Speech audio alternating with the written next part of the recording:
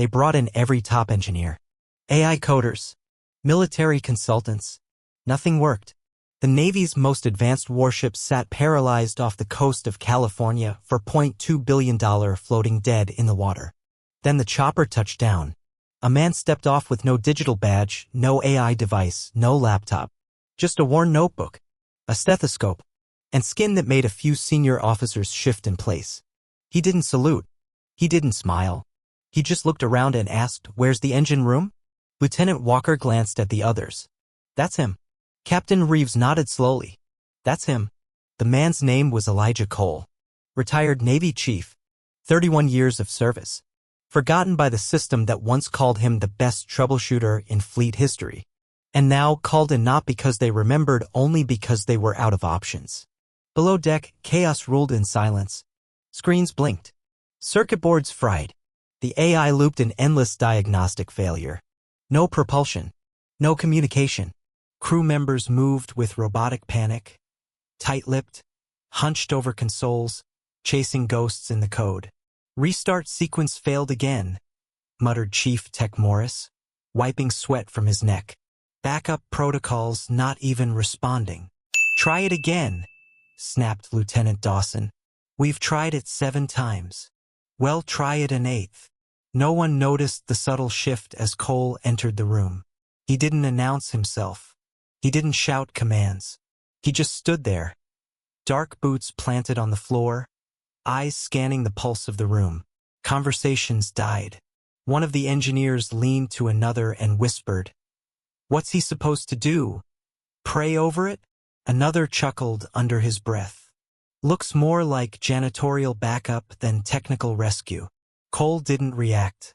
He walked past them slowly, almost like he was listening for something beyond what they could hear. His fingers grazed the steel wall once. Just once. Then he stopped at the core panel, bent slightly, tapped it twice. Someone scoffed. "He's seriously listening to the ship?" He spoke for the first time. "Y'all been yelling at her too long. I'm just trying to hear what she's saying." Captain Reeves stepped forward. "Chief Cole, we're 4 days dead. Every protocol's failed. If you have any insight..." Cole raised a hand gently. "Let me listen first." One officer stepped back. One rolled his eyes. Another leaned in, almost curious. The room stilled. Cole pulled the old stethoscope from his neck and pressed it against the main junction. Eyes closed. No movement. 10 seconds. 15. 30. The only sound was a distant hum from emergency lights. Then he opened his eyes. Straightened up. "Your AI's not broken. She's in defense mode. And you're scaring her." Captain Reeves blinked. "Excuse me?" Cole nodded toward the core. "You ever see a machine that's too smart to break? It don't stop because it's dumb. It stops because it doesn't trust the hands touching it." No one spoke. That's when the doubt started to turn into something else. Silence. But not from failure. From someone who finally knew what he was hearing. "Hi. My name is Malik. If you believe stories like this need to be heard, please hit like and subscribe right now. Your support helps us shine a light on real injustice." The control room smelled like burning circuits and desperation. Screens blinked with red error lines, each more meaningless than the last. The ship was still dead. And so was the mood. "Main propulsion unit is offline again," Dawson said, voice flat. "No surprise," muttered Tech Morris. "Every time we reboot, she kicks us out harder." Captain Reeves stood near the central console, arms folded, eyes scanning data that meant nothing anymore. "Is the AI responding at all?" "Only with one line," said Morris. "Unstable input detected. Lockdown initiated. Over and over. Manual override? Fails instantly." The USS Sentinel wasn't supposed to fail. She was the Navy's newest tech marvel: hybrid turbines, predictive diagnostics, AI-assisted cooling systems, autocorrection protocols. Months of testing, billions of dollars, classified integration. And now? Nothing. No thrust. No backup systems. No external contact. Just a 9,000-ton embarrassment floating miles off the California coast. The tension was suffocating. Crew members moved stiffly, afraid to speak. A few avoided each other's eyes. Some avoided Cole's entirely. A low beep cut through the silence. Another error. AI loop just restarted itself, said Morris. That's the third time in 10 minutes. Captain Reeves paced slowly. Why would it loop if we're not doing anything? Could be residual static from the last command cycle. Or it's stuck trying to solve a problem we don't understand. One officer near the back muttered, maybe it's reacting to the presence of unauthorized personnel. Cole turned his head slightly. You mean me? The officer didn't respond. Cole gave a quiet nod and walked toward the back panel. His hands didn't shake. They didn't rush either. Everything he did was deliberate, slow, grounded. System's not scared of me, he said calmly. She just doesn't like how you've been talking to her. Captain Reeves approached. We've thrown every diagnostic protocol at this system. Are you telling me it's emotional? Cole didn't smile. I'm telling you she's confused. And if you'd stop pushing her like a fresh recruit, she might tell you where it hurts. Chief Cole, this ship is built on logic, not emotion. So's a human brain, Cole replied. Still breaks down under pressure. Silence again. He knelt beside an auxiliary conduit, tapped it with the back of his wrench, listened. Someone changed her capacitor set during install. Lieutenant Dawson blinked. Impossible. Check the logs, Cole replied. You're running a component designed for simulation testing, not live operation. That's not even in our records. Cole looked up. Doesn't mean it didn't happen. The room felt colder. Not from the air, but from the weight of something uncomfortable, truth. Captain, Morris said quietly. He's right. The capacitor model doesn't match the blueprint. How is that possible? Reeves muttered. Cole stood, eyes steady. Because someone covered it up. Or didn't think it mattered. Someone exhaled sharply. The ship wasn't just failing. She'd been set up to fail, and no one had noticed. Until now. Admiral James Rourke sat alone in his office at Naval Command West. The sun had barely touched the skyline, but his inbox was already full of failure reports. None of them offered a solution. The Sentinel was stuck. For days out. No power. No movement. No answers. He stared at the monitor showing the latest diagnostic dump. Strings of code, AI warnings, reboot cycles, all useless. The ship had locked itself down. He leaned back, fingers steepled, then reached for an old landline. Get me Elijah Cole. The assistant on the other end hesitated. Sir, he's not on any active list. Check Norfolk. Shipyard District. You mean the old garage mechanic? I mean the only man left who ever fixed the kind of system Sentinel is built on. Sir, he hasn't been Navy for just find him. 2,000 miles away in a rust-stained garage behind a bait shop in Norfolk, Virginia, Elijah Cole wiped his hands on a worn cloth. Diesel fumes mixed with salt air. He leaned over a busted outboard engine, trying to loosen a bolt that refused to move. The phone rang once. Then again. He didn't move. Third ring. He picked up, still gripping the wrench. Yeah. A pause. Chief Cole, this is Admiral Rourke. Elijah's hand froze mid-turn. I need your help. There was a long silence. Cole looked around the garage.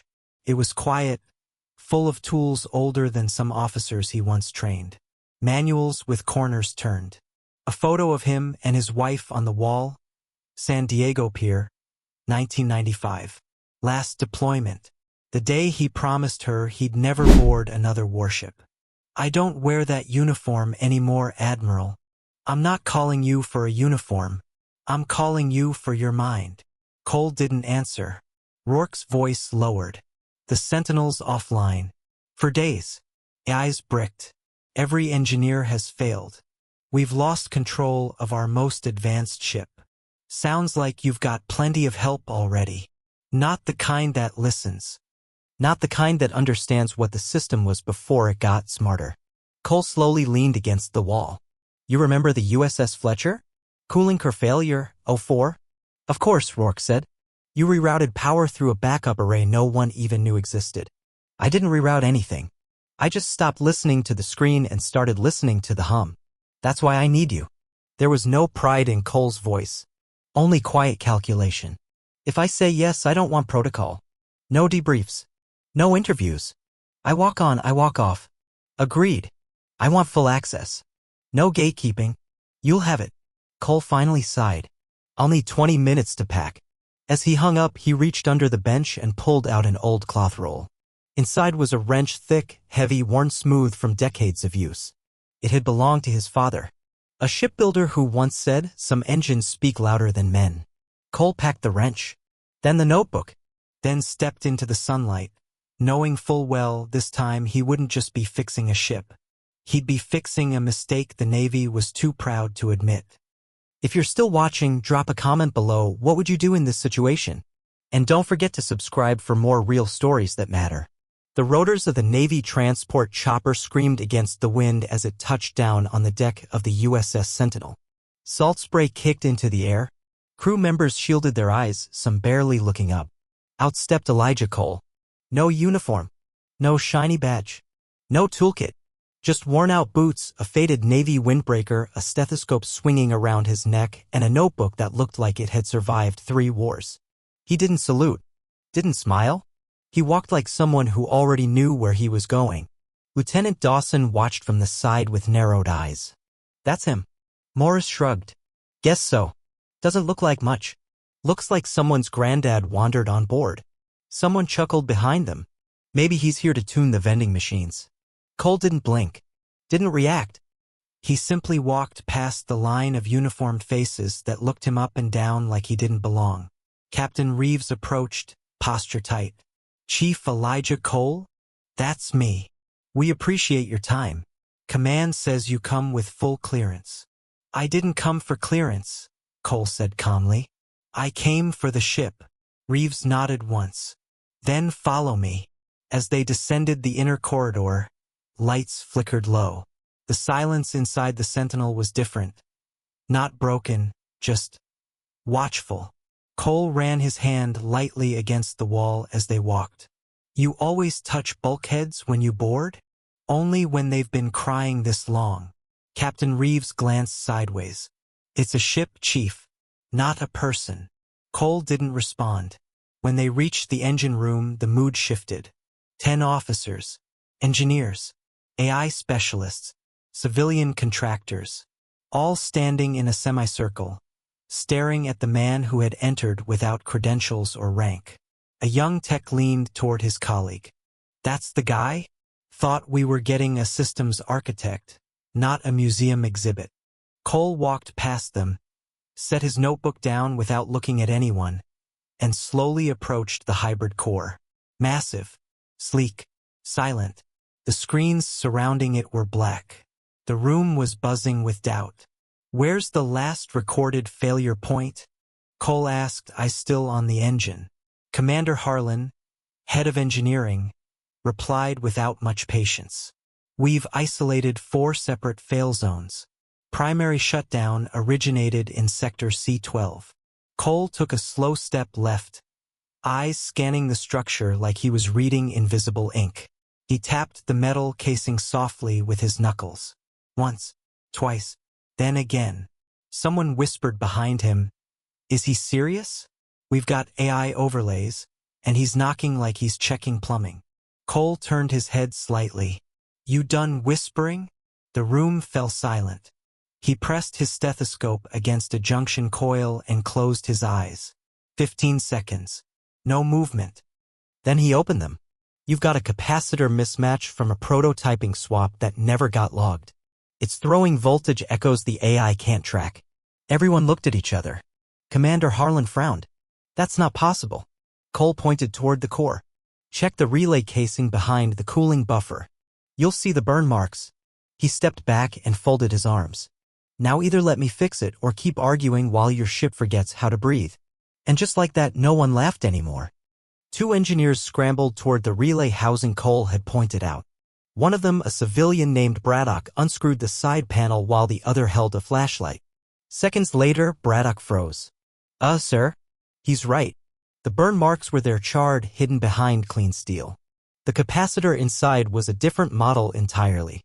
Not even close to what's in the blueprint," the other engineer muttered. Captain Reeves narrowed his eyes. Why wasn't this caught in diagnostics? "Because the AI was trained on the final production model," Cole said calmly. "Not the prototype that someone jammed in without updating the software." Commander Harlan's voice tightened. "That's a serious accusation." "It's not an accusation. It's a fact." Cole stepped closer to the engine. Your system's been in conflict since day one. It's not broken. It's confused. You keep forcing resets, but every time she thinks she's under attack.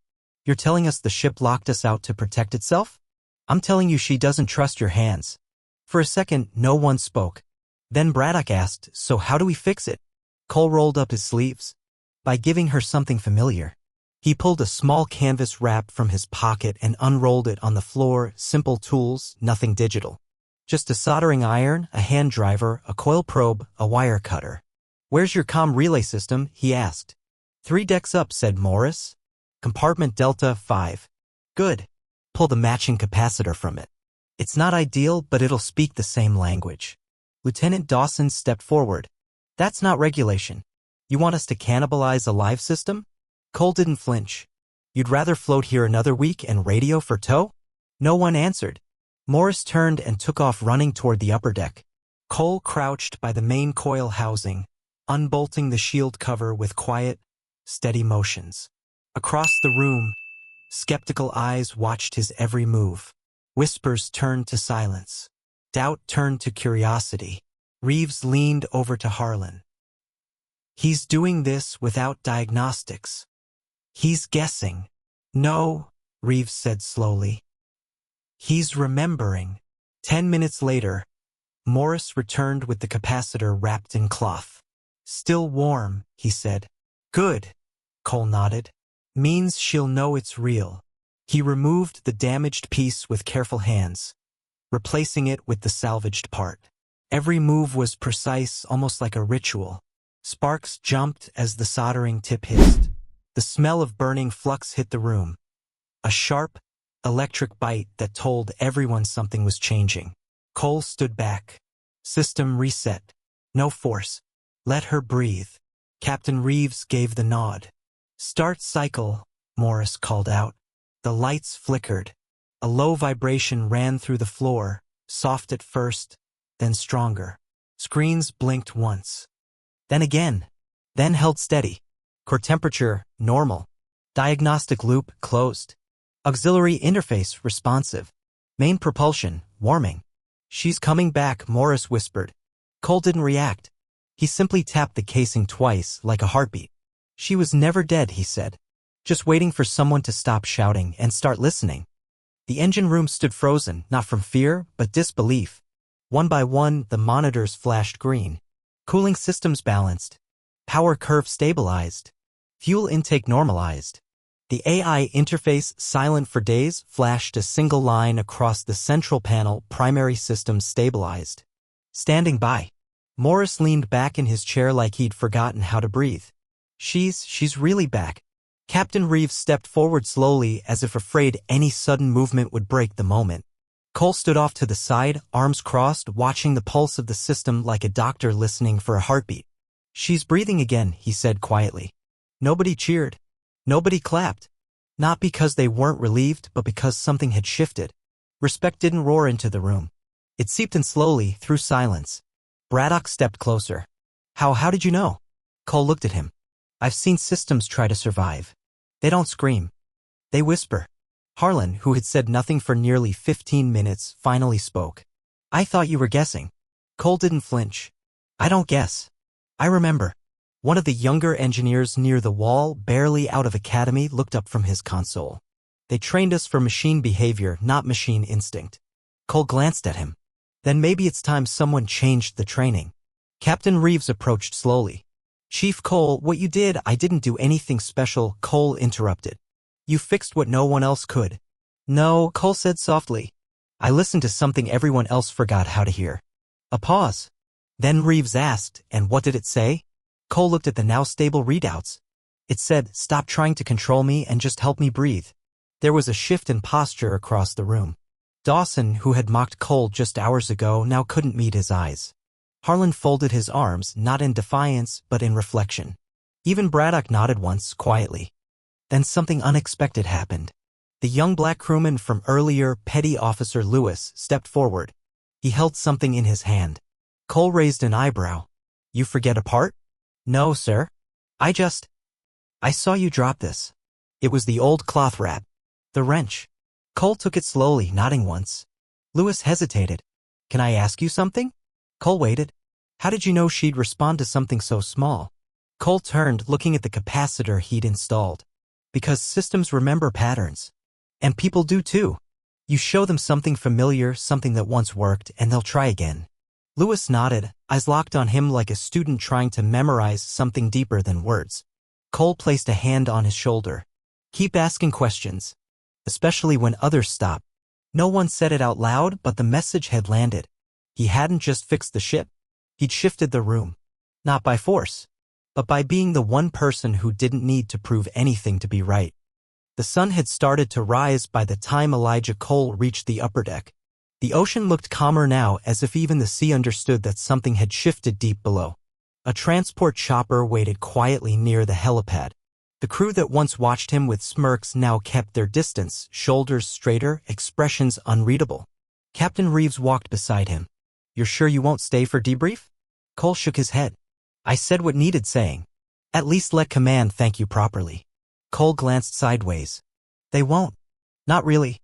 They'll bury it under system correction and pretend the ship fixed itself. Reeves didn't argue. You saved this vessel, he said. No, Cole replied. I just reminded her how to stand. As they reached the pad, Petty Officer Lewis jogged up, breathing hard. Chief, wait. Cole turned. Lewis reached into his chest pocket and pulled out a small folded page, photocopied from the notebook Cole had carried. I know you didn't offer, but I copied this. The way you described the capacitor mismatch, the relay loop echo. I'd never seen anyone write it like that. Cole looked at the page. Keep it, he said. Lewis hesitated. I want to learn more. Not just the parts. The feel. Like you said. Machines whisper. Cole studied him for a long moment, then reached into his jacket and pulled out the wrench. The same one he'd brought with him. The same one that had fixed engines long before anyone trusted him to touch one. He held it out. Lewis froze. Sir, I can't. It's not for you, Cole interrupted. It's for the next sailor who gets ignored because he doesn't look the part or sound like the manual. Lewis took it with both hands, like it was something sacred. The chopper blades began spinning, sending wind across the deck. Cole turned back toward the ship one last time. She wasn't humming. She was breathing. Whole. Awake. Alive. Reeves raised his voice over the noise. We'll probably never report it the way it happened. I don't expect you to, but I will remember. Cole gave a short nod. Then that's enough. As the chopper lifted into the sky, no announcement was made. No salute was given. But below, in the engine room, a young officer stared at a new wrench on his bench. And outside, somewhere in a silent report, a note would read, Issue resolved. System stable. Intervention, external, temporary. What the Navy wouldn't write was that they had almost lost more than a ship. They had almost lost the memory of what real experience sounds like when no one else is listening. Back in Norfolk 2 days later, Cole sat in his garage with the door halfway open. The notebook was closed, but a new one sat beside it. On the first page, in clear block letters, he'd written, what they don't teach you in school. Underneath it, just one line, start by listening. If you believe in second chances and breaking barriers, share this story. To viewers in the USA, UK, and Canada, your voice matters. Together, we can change the world.